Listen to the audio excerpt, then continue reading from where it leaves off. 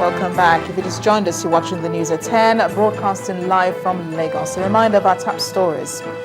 Federal government to blacklist major marketers involved in product diversion. Medical experts warn about rise in cardiovascular diseases in the country, advise citizens to take precautionary measures. Kano State government confronts begging, clears beggars off the streets. And Libya's prime minister threatens attack on a North Korean flagged tanker if it tries to export oil from a rebel-controlled port.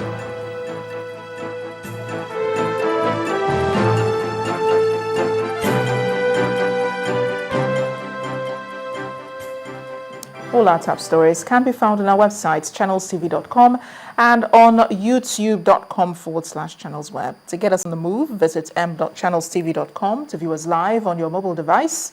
You can also download the Channels TV app for Android, iOS, and Windows phones from their respective stores, which makes it easier now to interact with the Channels Eyewitness feature on our Android and Windows 8 platform. So if you have pictures or videos to share with us, tap on the application on your device, swipe to reveal the Eyewitness menu, and then follow the instructions to share your reports, pictures, and your video.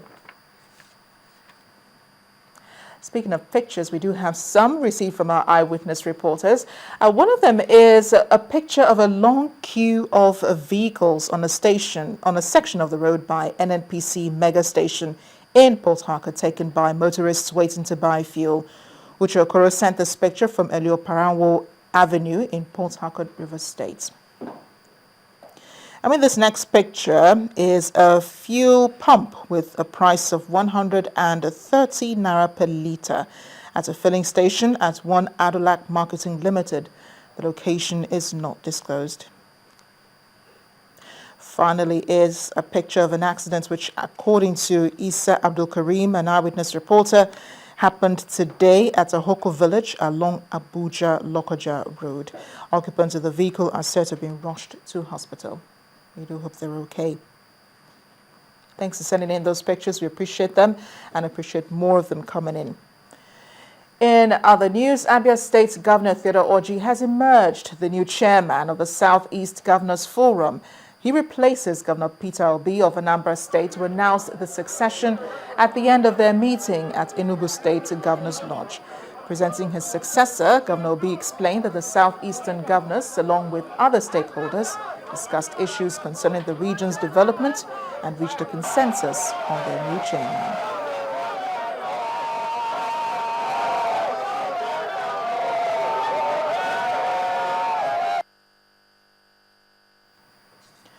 Well, with the recent ban on street begging in the ancient city of Kano by the state government, over 10 physically challenged persons are said to be empowered in the Kano state government program.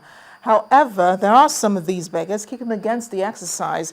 They claim the government has not fulfilled its end of the agreement of total rehabilitation. In our community report tonight, we examine street begging in Kano State and the possible government intervention measures to rid the state of the act.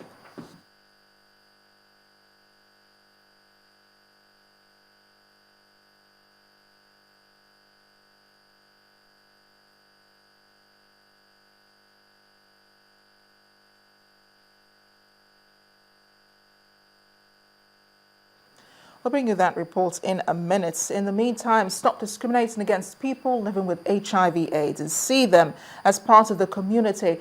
That's a message coming from the Ogun State Governor, Ibukuni Amosun, at the International Women's Day celebration held in Abeokuta, the state capital. Also, the wife of the Ekiti State Governor, Mrs. Bisi Fayemi, agrees with the governor, but says there needs to be more women occupying public positions.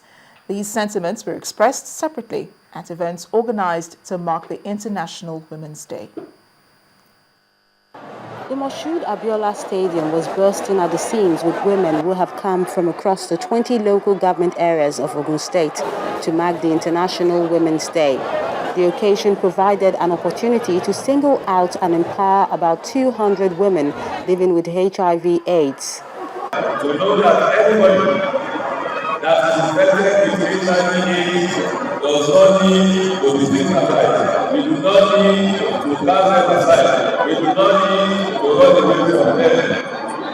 So today, we are sending that signal, we are sending that information to people to say that we should embrace them, we should assist them. To show and identify how much we care and love our fellow citizens in Ogun State who are living with this virus. 300 of these citizens will be empowered here today. Items such as freezers, generators, and other equipment were presented. In Ekiti State, the day was also marked with pomp and pageantry. Hundreds of women gathered at the Olukayode Stadium in Ado-Ekiti, the state capital, and there was a parade to spice things up. After that parade, the wife of the Ekiti State Governor, Mrs. Bisi Fayemi, stressed that women must be represented in business and politics, and that the state has set a template. The theme for International Women's Day 2014 is inspiring change. The changes that are taking place here have been unprecedented. We have managed to transform the lives of women. We have managed to ensure that women are equal stakeholders in the governance of this state. And we have managed through various policies and legislation to raise the status of women. Although much has been done globally to highlight the fact that women must enjoy equal rights, opportunities, and respect as men, the International Women's Day is perhaps amongst the few days in the year which the importance of women are recognized and celebrated. Some of these issues which still pose a problem would have been addressed.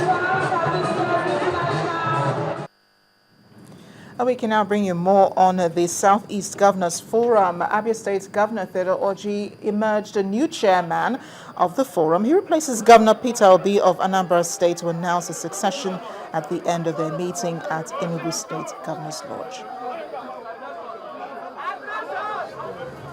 Southeast Governors Forum meeting, which some stakeholders were invited.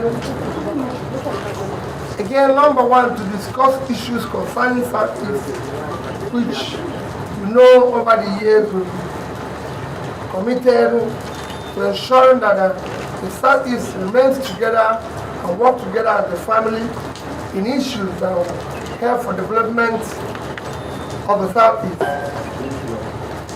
Number two was to again discuss and elect the new chairman for the Southeast Governors Forum, which has announced today that the new chairman is Governor of Abia State. I know it's a very big task, but with the cooperation of my colleagues, I know the task will be very easy to accomplish.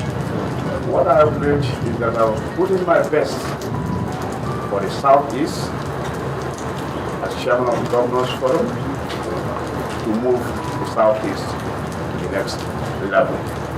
And I need their cooperation, every person's cooperation, especially you people in press. I need their cooperation in order to achieve this singular task.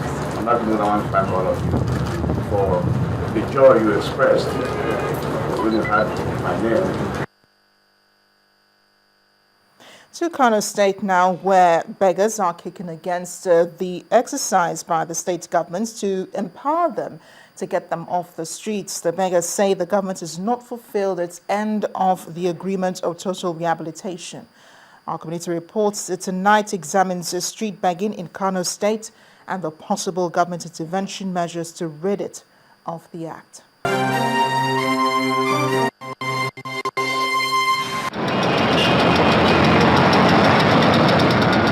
Begging is the practice of employing others to grant a favor, often a gift of money, with no expectation of reciprocation. Beggars may be found in public places such as transport routes, urban parks, and nearby busy markets. Kano, popularly known as the Asian City, has been overrun by men, women, and children, most of whom are physically handicapped without a means of survival. Others may just not have any means of providing for their families, so resort to the act. About 480 beggars or amajiris parade the streets of Kano daily, while no fewer than 10,000 others are in various local government areas. To this end, the Kano state government at the end of last year abolished the trade, with a view to providing them with better options, and through the state's Hizba board, began a screening exercise for a proposed empowerment program of the affected people. Already the state government has empowered more than 100,000 youths in the state. So those that can be skillful, the governor is going to empower them with different type of skills, skill acquisition program, such as barbing, starch cut selling, laundry, and some petty trading like traders, while they can sell provision. But how well are these beggars accepting this? There is no way government can stop begging in Kano, because for over 6 months, government has asked us to go for screening in the name of empowerment, but nothing good come out of it. They also say they will train and empower members, yet we have heard nothing so far.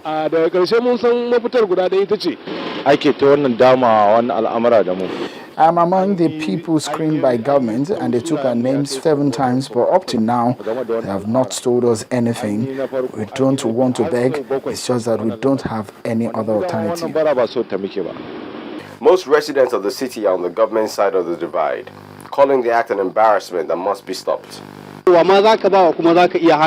Truly, the issue of street begging has brought shame to our state and perhaps a mockery to our religion.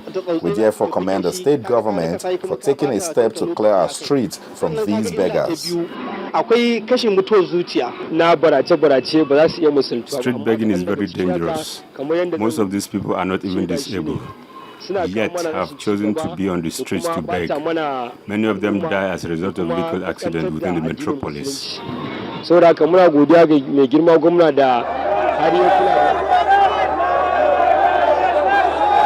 the battle for street supremacy continues between the state government and beggars, the only certain thing is that this is one history the Asian city will want to forget.